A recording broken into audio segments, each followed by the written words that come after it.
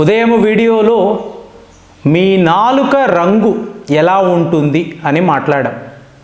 అంటే ఇందులో తెలుపు రంగు, ఎరుపు రంగు, పసుపు పచ్చ, అలాగే నీలం.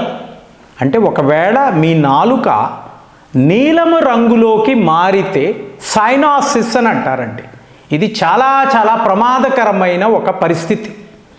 అంటే హార్ట్కి, లంగ్స్కి రక్త సరఫరా అనేది సరిగ్గా జరగకపోతే మీ నాలుక, టంగ్ బ్లూ కలర్లో మారిపోతుంది. ఇది చాలా డిఫికల్ట్ సిచ్యువేషన్.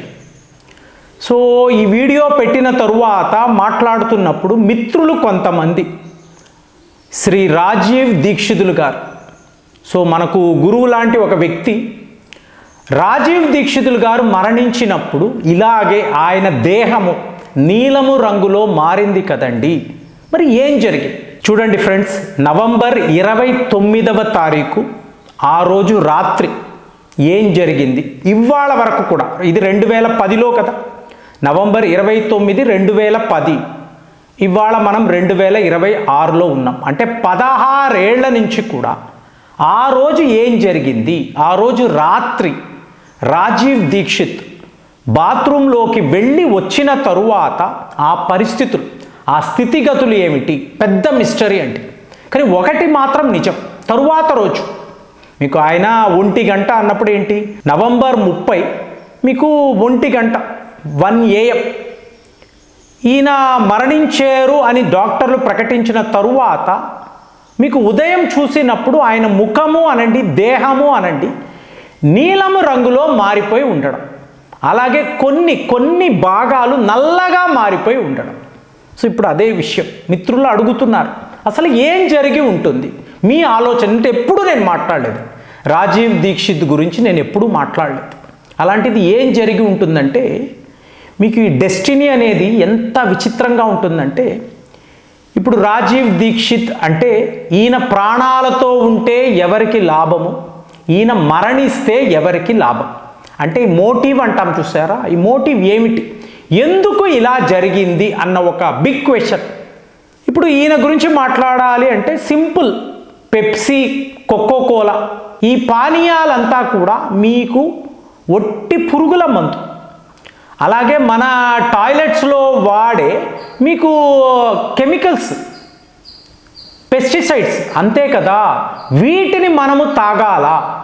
వాళ్ళు ఇంతంత ప్రచారాలు చేసి పెద్ద స్టార్స్ని తీసుకువచ్చి వాళ్ళు ఇంత క్యాంపెయిన్ చేస్తే దీన్ని నమ్మేసి భారతీయులు ఈ పురుగుల మందును తాగాలా అని అడిగారు. సో ఒక్కసారి జాతి అంతా కూడా ఉలికి పడింది. అంటే ఎంతోమంది మిత్రులు డెమాన్స్ట్రేషన్ కూడా చూపించారు కదా.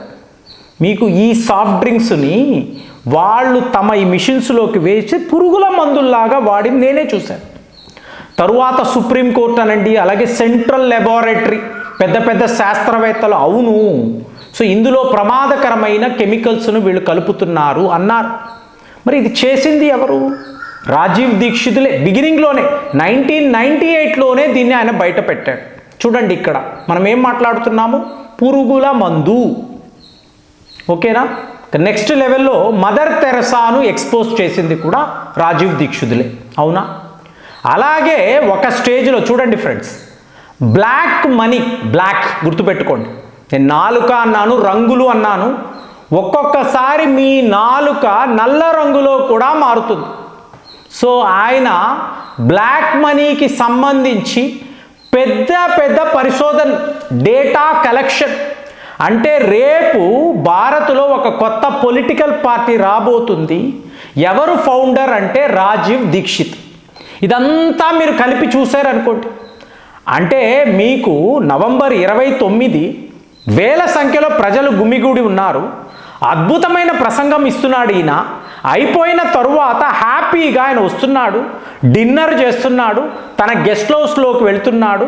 అక్కడ ఈయన బాత్రూంలోకి వెళ్ళి ఒక్క 5 నిమిషాలండి వెళ్ళడము, అక్కడ బాత్రూంలో ఉండడము, మళ్ళీ బయటికి రావడం, ఇదంతా ఏంటి 10 మినిట్స్ వ్యవధి. బయటికి రావడము అంతా చెమటలు, విపరీతమైన చెమటలు. సో ఆయన శిష్యులు, కార్యకర్తలు ఏమైంది గురుజీ, ఏమైంది అని అడుగుతున్నారు.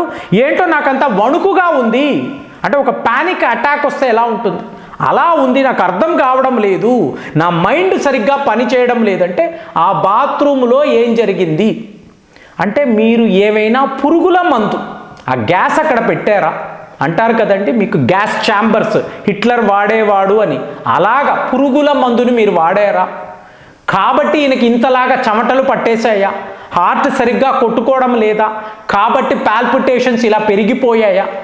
తరువాత చూడండి ఈయనకేదో గ్యాస్ట్రిక్ ప్రాబ్లం అసిడిటీ వచ్చిందేమని అక్కడ కూర్చోబెట్టారు, సడన్గా ఆయన కదలలేకపోతున్నాడు, ఇమీడియట్గా మీరు అంబులెన్స్లో హాస్పిటల్కి తీసుకువెళ్ళొచ్చు కదా, ఆ ప్రక్రియ జరగలేదు.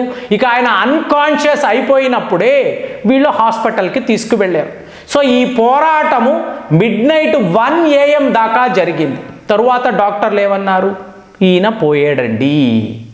సో మరి ఇదంతా చూశారనుకోండి, ఆయన ఐడెంటిఫై చేసిన అంటే ఇప్పుడు మీరు కొన్ని సంస్థలు ఉంటాయండి, కార్పొరేట్ కంపెనీస్, అమెరికాకు చెందిన వాళ్ళు, ఇప్పుడు వాళ్ళ వ్యాపారానికి మీరు గండి కొట్టాలనుకున్నారు అనుకోండి, వాళ్లకు నష్టము కలిగించాలి అని అనుకున్నారు అనుకోండి, వాళ్ళకు ఒక స్టైల్ ఉంటుందండి, స్టైల్ ఉంటుంది.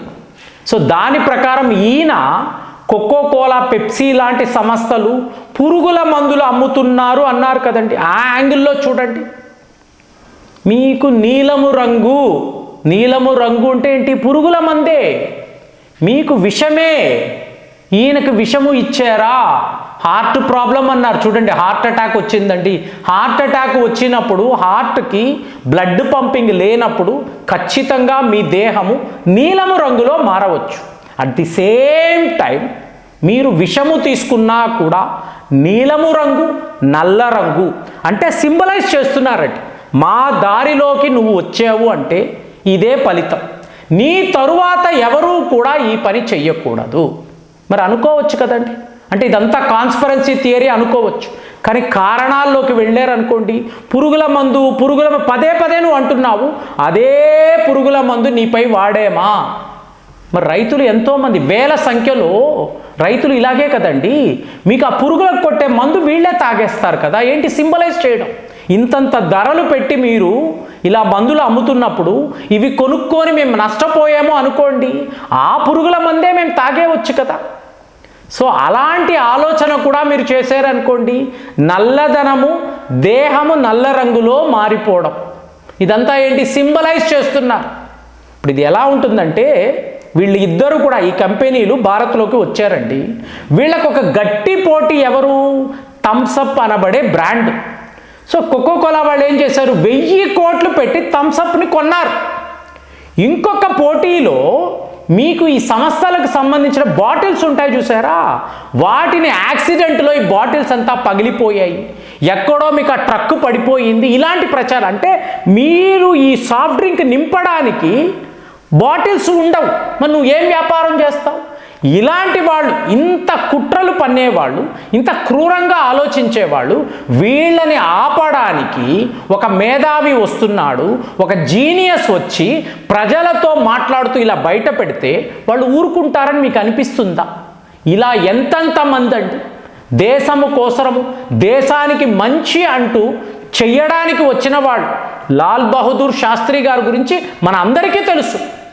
ఇప్పుడు ఆయన చనిపోవడము కాదు, ఆయన ఇలాగే చనిపోయాడు, మేము కోర్టుకి వచ్చి సాక్ష్యాధారాలతో ప్రూవ్ చేస్తాము, సాక్ష్యముగా నిలబడతాము అన్నప్పుడు ఇంతమంది కూడా మరణించారండి. అంటే వీళ్ళు ఎంత దూరమైనా వెళతారు కదా.